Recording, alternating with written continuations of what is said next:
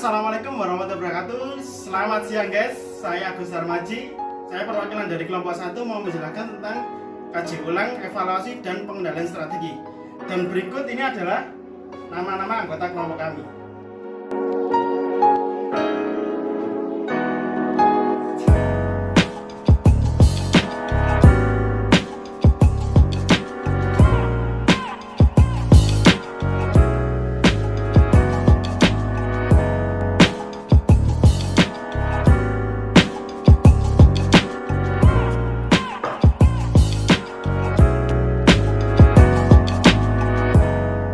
Poin pertama yaitu adalah strategi. Ini adalah urutan strategi mulai dari perencanaan, rumusan, implementasi, tinjauan, evaluasi, dan yang terakhir adalah pengendalian. Dan yang kita bahas untuk materi ini adalah tentang evaluasi. Evaluasi strategis meliputi 3 aktivitas pokok, yaitu yang pertama, melakukan penyelidikan atas landasan yang mendasari strategi perusahaan. Dan yang kedua, yaitu melakukan perbandingan hasil yang diharapkan dengan hasil yaitu yang sebenarnya.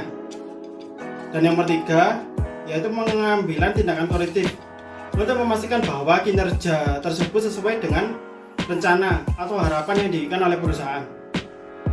Berikut ini alasan kesulitan evaluasi strategi. Yaitu ada 6 teman-teman.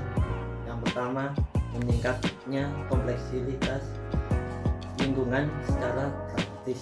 Yang kedua, meningkatkan kesulitan meramalkan masa depan dengan akurat. Yang ketiga, meningkatnya jumlah variabel. Dan yang keempat ini, yang keempatnya, semakin cepatnya rencana menjadi usaha.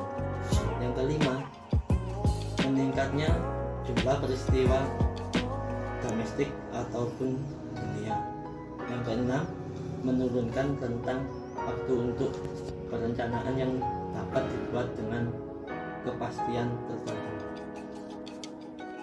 Berikut teman-teman, di sini saya akan menjelaskan tentang proses evaluasi strategi. Yaitu ada 5 hal yang kita harus ketahui.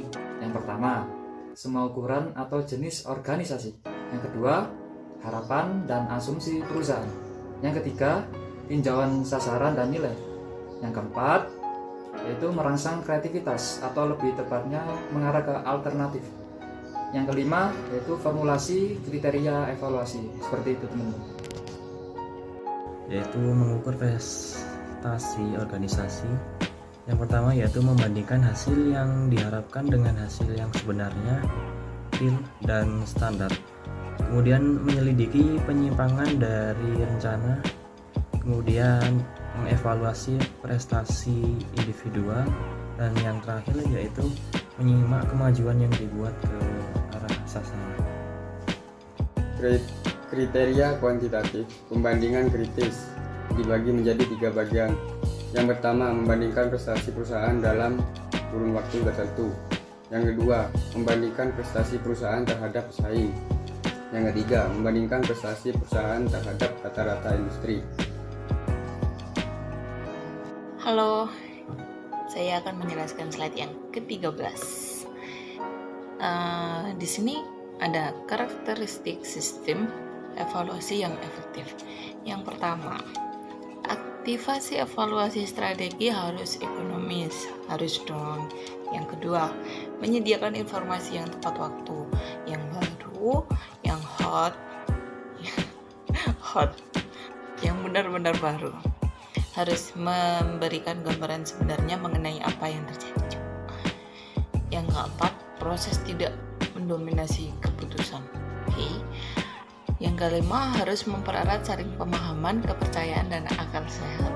Yang terakhir, sederhana, tidak merepotkan, dan tidak membatasi. Itu.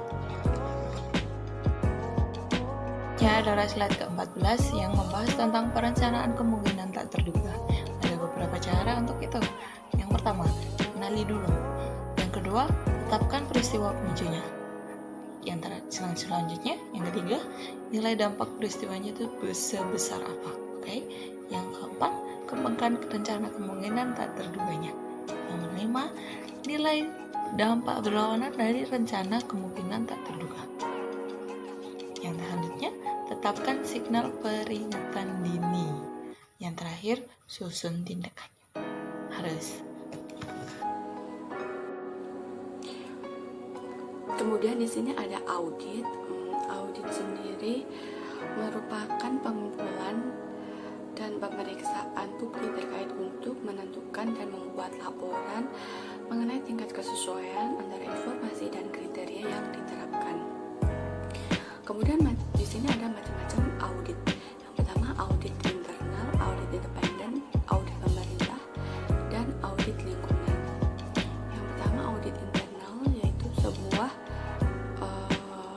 penilaian terhadap keyakinan independen, objektif, dan kegiatan konsultasi yang dibuat sebagai penambah nilai dan peningkatan operasi organisasi. Kemudian di sini audit internal memiliki fungsi yaitu satu, melakukan pengawasan kepada semua aktivitas yang sulit diatasi oleh pimpinan atau atasan. Kemudian yang kedua, melakukan identifikasi dan meminimalisasikan resiko. Dan yang ketiga, melakukan pelaporan validasi kepada manajer. Kemudian yang terakhir adalah membantu manajer dalam pengelolaan perusahaan. Setelah itu ada audit independen. Audit independen ini merupakan hal yang sangat penting dalam melakukan audit, di mana seorang editor harus menerapkan 5 konsep utama, yaitu salah satunya adalah independensial. Kemudian ada audit pemerintah yang merupakan pemeriksaan terhadap pemerintah itu sendiri yang dilakukan untuk mengetahui pertanggungjawaban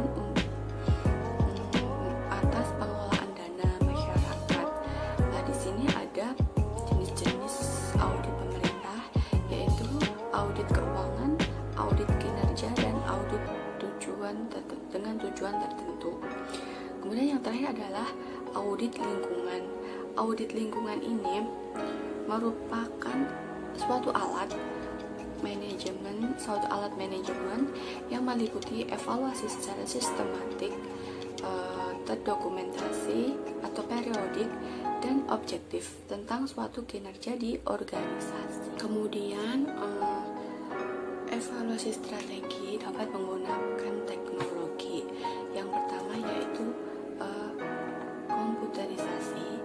Dengan zaman yang sudah berkembang saat ini, kini semakin mudah untuk mengevaluasi strategi karena data-data manual bisa langsung diinput pada sistem komputer tersebut sehingga dapat